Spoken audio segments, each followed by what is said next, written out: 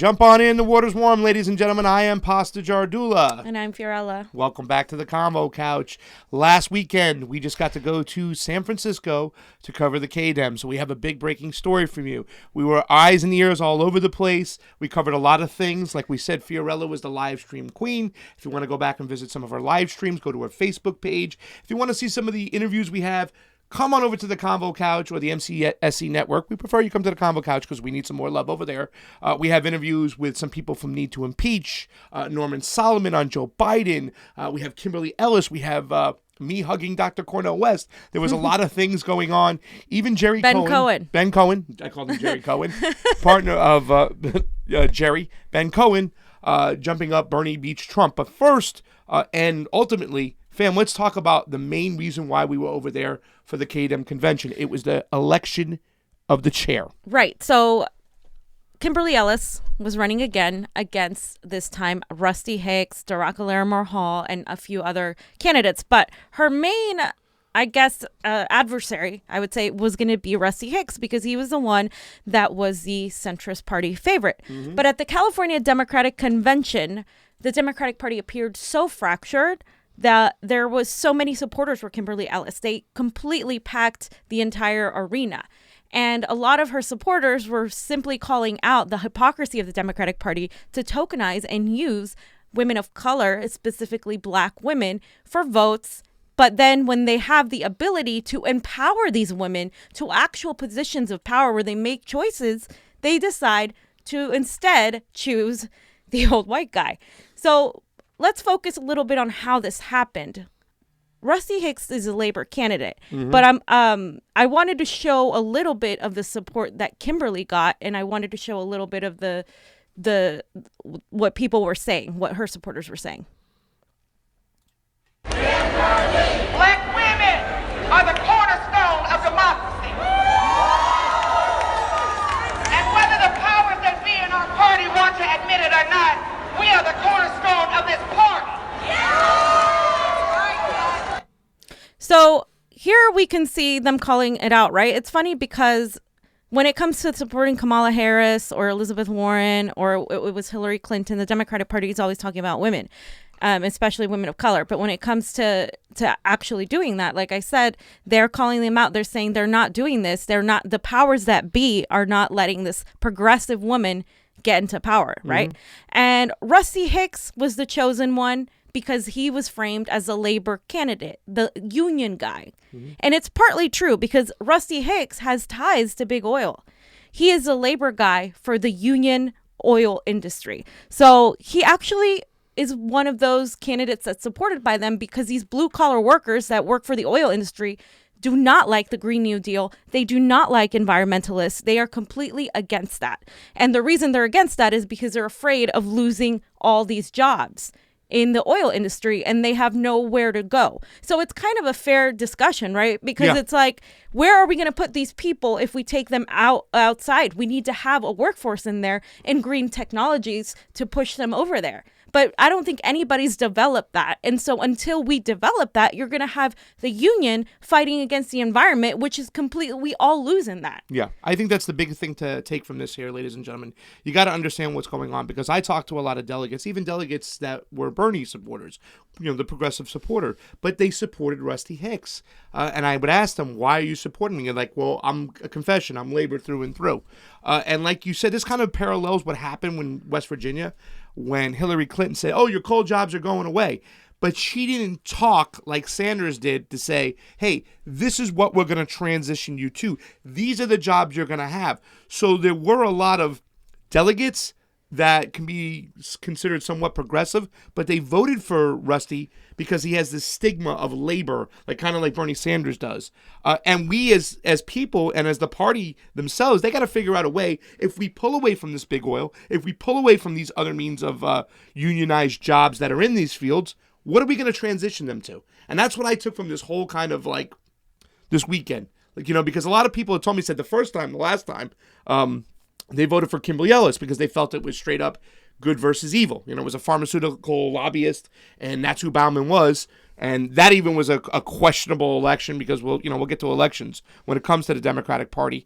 But this time they felt that, Ellis went away for a little bit after she lost. She wasn't around as much, and that Rusty had the union kind of stigma behind him. So to me, this whole thing like hit place because I wanted to see like, well, you know, what has Rusty Hicks done that was so bad? And it was like he hasn't done a bunch of things. He just came out of the blue, and he's a union organizer, but he does have ties to big oil. Oh, and he's not in any. I'm not in any way framing Rusty Hicks well because I looked into his FEC filings. Yes. And he gets money from the Cheney Foundation. He gets money from very like establishment corporate types of foundation, both Republicans and Democrats. Let me see if I can find it. But one of the reasons that this is happening is because there is a building and construction trade council, and these people are trying to form a blue collar revolution, unionizing and gathering 400,000 workers to stand against the Green New Deal, which is absolutely horrible because this is all big oil putting their money in there. This is how big oil prevents us from going into green tech. Yeah. But we need a solid plan to get there. But one of the things that actually happened, fam, that was actually bad, that actually set an ominous tone in this whole thing was the fact that several delegates spoke out against this type of bullying that was happening from the Rusty Hicks camp. Yeah. And these people were being told that if they did not go to and vote for Rusty Hicks, they would be subject to possibly losing their jobs, losing their credentials. A lot of these people wanted to run for office for certain committees and certain positions, and they were told that it was gonna be impossible or else is the language they used. I spoke to a young lady, Mariah, who went there as kind of like to learn because she wants to be a delegate, and she actually stopped a Rusty Hicks person from bullying one of her friends or someone she barely even knew. But she was like, hey, she heard the conversation and she was like, hey, you can't do that. You can't be targeting this person like that. And there was multiple stories too. Zach Denny talked about it very much. There was also a threat to the Muslim community there as well. There was neo-Nazis at the convention. So there was so much going on.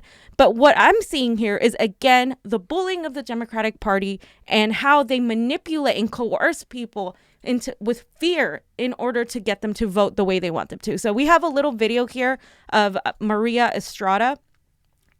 And I want to show the results real quick, Johnny, actually, if you can pull up the results, because we didn't get to see them.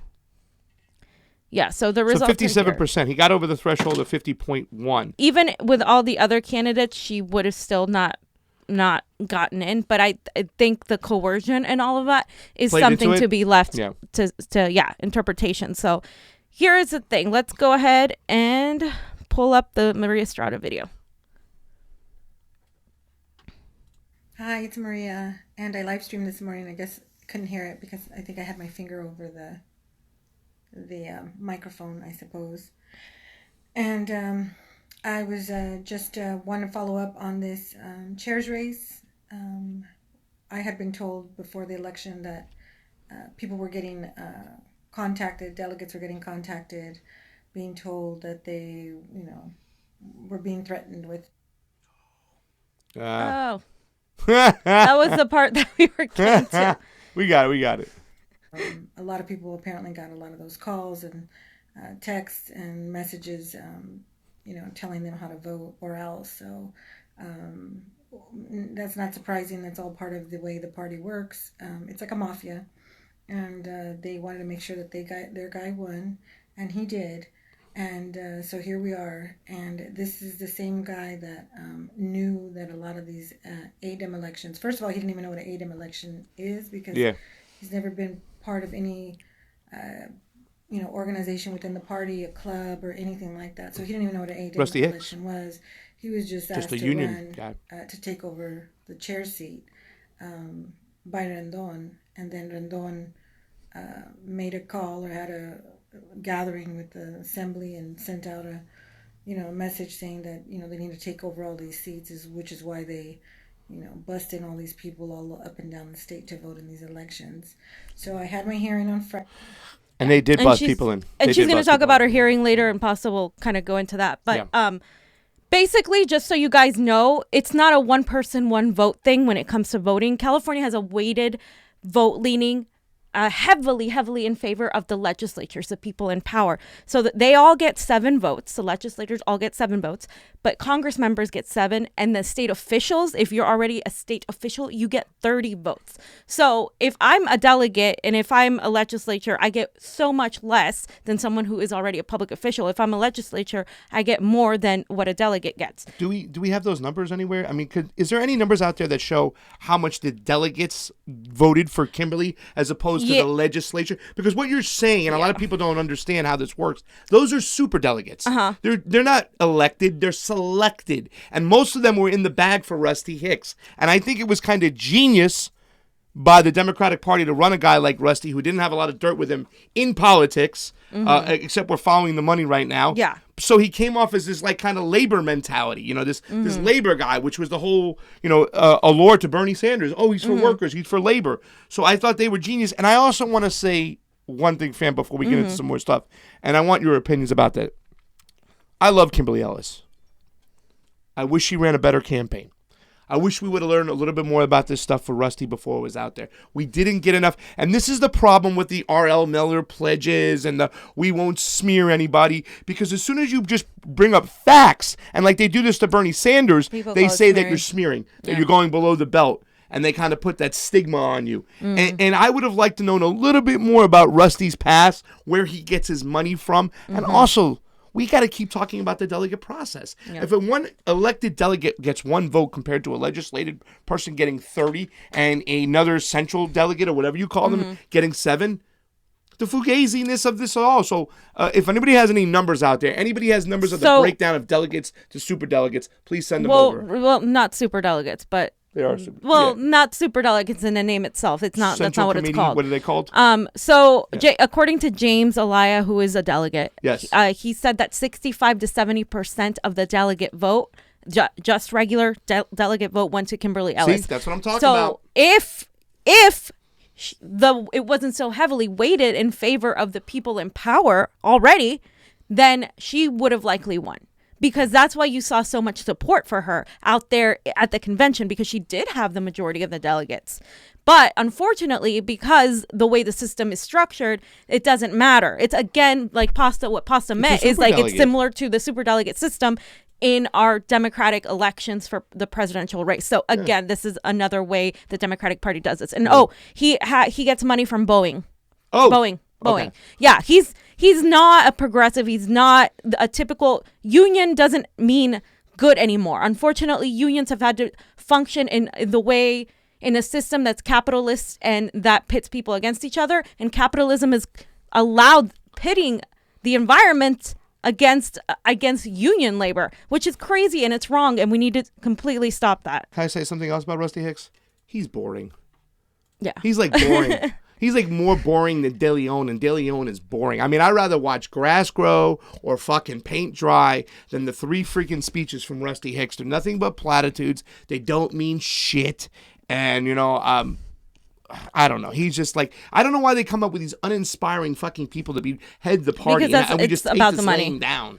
Okay, so just moving on, I have a couple tweets I want to show. I did a whole Twitter thread on the breaking. If you want to go on the actual tweet, Jonathan, you can. If not, you can just show. Yeah, I'd like to see this. Can I read it? Yeah, please. Breaking. Assembly delegates who wish to remain anonymous for now have confirmed they were threatened with losing their jobs if they didn't vote for Rusty Hicks, the big oil establishment candidate who just won the chair of the California Democratic Party. This is a developing story. I don't think that's how you would like sound. it? That's actually good. Was that good? That's your good radio voice. Thank Yeah. you. And basically, I'm repeating the same thing I just told you guys on camera, but I'm talking about how this is important because when we have someone like Rusty Hicks that's tied to the establishment as chair, and then we have Alex Padilla, who literally was campaigning for Hillary Clinton while he was in charge of the elections, it literally makes it almost impossible for a progressive to get in there because they're not going to just sit around and let it happen. They're going to do their damnedest to completely stop progressives from getting in there. So. And, not only that, Not only that there's a system rigs when it comes to the delegates, the actual CRC, those credential shit, we'll get to that too, another sham. And I don't understand this because this is the number one pressing issue. Number one above everything. It's election integrity. If we don't have election integrity, we have nothing. Zero, nothing. It's not a democracy. And the Democratic Party, especially in California, it's not a party of the people. It's a party of insiders. And we need to change that. Fam, what else do we got? Because I love this stuff you have here. There's just more receipts on how people were really upset about the convention, the delegates in particular. This person said the intimidation tactics and threats used on the other side were shameful and show how much we desperately need change within the party and how important it is that we keep fighting. The amount of sexism and racism in this race was also shameful, and we must do better as Democrats. But as they say, don't more organize a movement to change the party cannot be about one candidate or one race. The problems of our party run too deep to be changed overnight. It's going to take a lot to get the systemic change we desperately need. So that is like a good take, but it's also saying like, oh, we can't just stop. You can't just stop fighting for it because that's what they want you to do. They do this because they want you to just give up and let them run the whole show, which is why I understand the Dem enter mentality. However, there's only so much people can take before they're like completely done. Well, we said it's when is it time for the pitchforks? When is it time to take to the streets? Really? I mean, these people are going to allow Trump to go right back into office. And it's two ways because we get the same type of suppression here online and stuff, demonetizing bullshit, slowing stuff down, not putting us in the algorithm. All these little small independent medias, they all get it. So it's a two-way street against the people. They want to suppress us, so we get frustrated and we don't do this anymore, so we can't squeak and tell the people what's what. And that's why we showed up at this place. That's why we sat in these rooms. That's why we walked all this to the convention, because we want to let you, the people, know the truth about what's really going on, not what the mainstream media tells you. Right, because California likes to talk about how progressive they are when really there's some of the most corrupt people. I have never seen the amount of corruption here in other places because people think it's just in Florida, for instance, where we're from. It's like Republican versus Democrat. They're both corrupt. It's really even rare to find any kind of progressive there. But here you come thinking that they're going to be different, and they're not. There's more progressives as delegates now. There's been kind of a small, slightly a significant change, but at the same time, they are shut out from the power, and it's really frustrating. And I'm going to point this out, which you're going to go into this later. Someone mentioned the District 51 issue where progressives were denied information that they personally flew to Sacramento to inspect the books themselves. I think we're talking about Maria Estrada here. And then delivered their findings to the appropriate compliance review bodies. Yeah. And based on the compliance by the conventions, they found that there were delegates who had their jobs threatened if they didn't vote for Rusty. And I'm sure more will be coming up in the next few days. So these are just like information tidbits of how people were intimidated both before in the congressional district of 51. Yeah. And actually Assembly District of 51. Yeah. And we did show up there. And this isn't just one instance is what I'm saying. Like this happened right at the KDEM, but it also happened with the Assembly delegate race. It happened also before that when Maria Estrada ran against Anthony Rendon, and she literally proved her case. And they completely overlooked it, and we're going to be talking about that a little bit later. Yeah. But I think this is the last one of the last posts. People's careers were threatened this weekend. Mm-hmm. Electeds, for the most part, bound their delegates to Rusty. Unions across the state learned on their members of the Central Committee and ADEM delegations. Legislatures ran their own slates in the ADEMs, a third of the delegation specifically created to take power from the legislature. So here's again the power of the legislatures running their own slates. Remember, what's her name? Katie Porter. Yeah. Katie Porter was in Orange County pushing her slate, and so her establishment people could win. And then now she gets to Congress and people are like, oh my God, she's so progressive. And I'm like, you guys, she's not. And it's like you have to know the ins and outs of all this thing that's happening. The machine that elected Bauman gave us Rusty. Extremely true. And until that machine is cut off at various fronts, what happened this weekend will never end. And that's the entire point of it. And I think we can skip that. I want to just say something while you're looking for this. Listen, ladies and gentlemen, me and Fam went to 5 of these ADEMs, okay? Mm-hmm. Almost every single one was a sham. It's kind of funny because the one... our district was the one that wasn't the biggest sham, but they still had some bullshit going on. They still tried to pull me out of the room to not let me film, and I had to yell at them and say, screw you, I'm filming. And you can go to our Facebook, which has a lot of the raw footage of the videos of the people giving speeches because I want to YouTube, we have it some, but mostly on our Convo Couch Facebook is where a lot of that raw footage was put up. Even Sasha, who got over like a couple thousand hits on hers when I went to her thing, and it was just so much bullshit going on. And I saw the elected officials at every single one of these ADEM elections. We saw the buses there. They just parked it right out in front, fam. They were not letting us go around in 51. 51, it was a bullying culture there, and they had to redo those. But they didn't redo 63, which I don't even understand because they just held them to a different standards and different rules. But anyways, did you have something else you wanted to read? Yeah, just this person is asking, why did Cali legislatures choose to back Hicks? And they answered because Kimberly Ellis was willing to challenge the money laundering system that the party has in place. So there are allegations also of money laundering, which we've seen in other states, like with Debbie Wasserman Schultz in Florida, and buying the pink Cadillacs, and how this is why the Democratic Party is pretty much they don't have money. The California Democratic Party, on the other hand, has a lot of money. Yeah. They are so powerful. Can I tell you something too? It was the same reason why they didn't want Bernie Sanders in 2016. They lose their jobs. A lot of those people's in that CRC and those credentials committees, all those people up there that were pro-establishment, all you have to do is go to their Twitters. They're liking Biden, Kamala, whatnot. And those are the people that have to benefit. They benefit from a Rusty Hicks maintaining power. Those are the people that are voting to decide whether these elections are fair or not, or if there should be another election. The thing is, Kimberly Ellis gets in, they lose their jobs. Just like all these establishment Democrats, when Bernie gets in, they lose their jobs. They'd rather lose to Bernie, they'd rather lose to Kimberly Ellis or any situation than lose their jobs. So exactly, which is understandable, but you need to stop giving into the blackmail. Zach Denny is also a delegate, and he was the one that was very vocal on Facebook, social media, talking about what happened. But a lot of these delegates, you all have to understand, it's not like they're just going to be like, come forward and admit all of this. They don't want to lose their positions. The Democratic Party are a bunch of bullies, and they will do something to them. And it's kind of ridiculous. People are like, you're a conspiracy theorist for saying this. I'm like, no, we were there. People, we saw this. This isn't something we're making up. No. Like, this is we were there for specifically because we knew we had heard stories before through other delegates that this happened, and now we were seeing it for ourselves. And I'm not going to read the whole thing on this, but I have to put this up. I can't seriously and ethically recruit people to become involved in the California Democratic Party if the culture of retaliation and threats continues. It will have to come with a disclaimer. I've heard from a number of members of the new class of delegates and those who observed this past weekend who were disturbed by what they saw, read, and for some experienced. It's crazy. And then he goes on to talk about what we need. But here's the thing. A lot of these people don't want to talk about it. They just want to push it under the rug and pretend it didn't happen. And nothing's going to change until you talk about it. And the reason this is so important is because California is such an primary for the presidential election. And if we don't get our shit together, we are going to literally reelect Donald Trump, and none of us want that, I think. And we won't get any really progressive policy. That's the thing. Fracking won't end.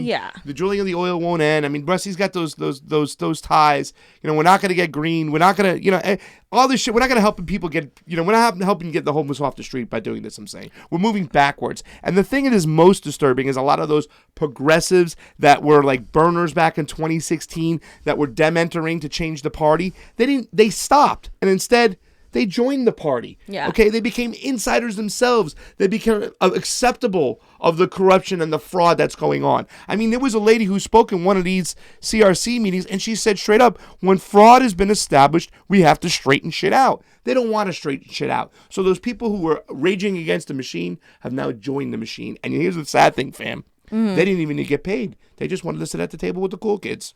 And there you go. Another thing he said is, I'm still waiting to hear Rusty Hicks' plans to do in regards to numerous delegates that had their jobs and livelihoods threatened if they didn't vote for him. If you're going to do that and run as a progressive, you need to start calling out that culture of bullying inside of your party. And fam, I wanted to mention this guy because I had this on before you were going to interview him, but he's constantly... he's agreed to an interview. He's constantly talking ridiculous things about me and other people, but he was supporting Jardula, and now his language is, oh, we need to come together with Rusty Hicks, blah blah blah blah blah. I know a lot of people say that, but to me it's like, how can you come together when there's no accountability? Again, it's the issue of unity against accountability. How dare you, with all the corruption that you let on and you admitted to happened, which Pasta's going to talk about too in a minute, how can you just say, oh, we can just need to back and support this party without any accountability? No, I'm sorry. If this is happening, if this kind of fraud and this kind of rigging is happening, not just in this election, but in multiple elections since 2016, then no, you can't just shove it under the rug and pretend it didn't happen simply because you can't do anything about it. And it wouldn't matter anyway. Yeah. And so I disagree with the people in these leadership positions. And I advocate for many of you who are activists on the streets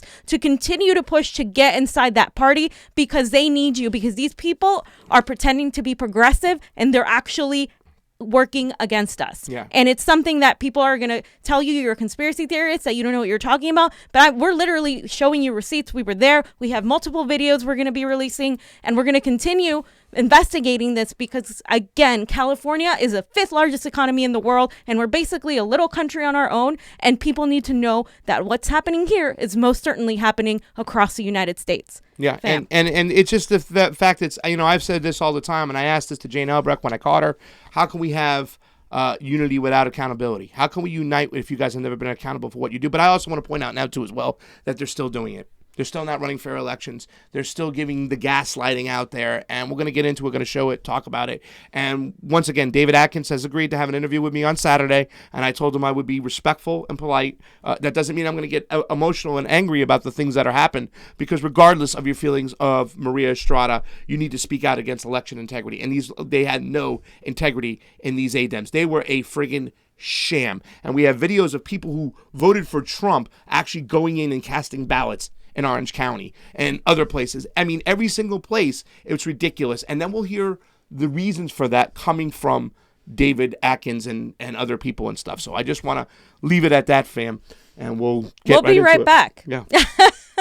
Why don't we just play a commercial now? And want to go into it? All right, we'll come right back. Thanks, guys. We'll BRB. Yeah, we're going to talk about the CRC. Ooh.